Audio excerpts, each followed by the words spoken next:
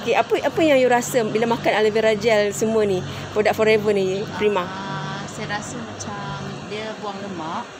First of all bagi saya lah. Kalau saya lain kan. Untuk saya, saya macam sihat lah.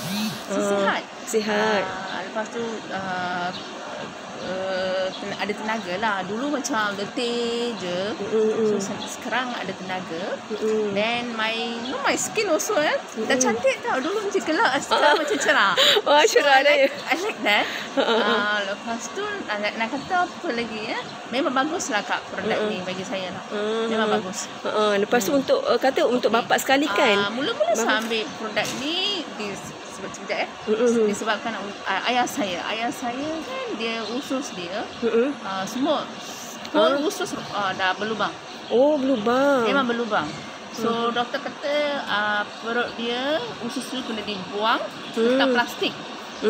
Pada masa tu saya tak tahu nak buat apa, saya menangis-nangis. Then my friend Puan Noreha yang kata that you cuba yang ni aloe vera. You cuba yang ini aloe vera. So masa tu I beli satu botol saja aloe vera. Then I bagi ayah saya all the supplement. And darah dah berhenti. Darah yang dia buang masa dia buang air besar tu dia berhenti. Dia berhenti, dan pada masa tu I ada confidence.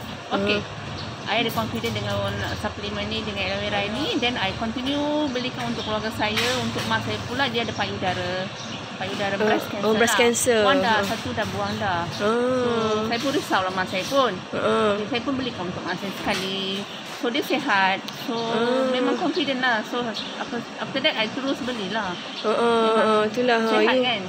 Itulah untuk isi keluarga kan. You memang setiap bulan beli kan. Memang best produk ni Okay. So semoga you dengan keluarga you semua sihat-sihat lah Prima Okay, thank you so much for sharing. Okay.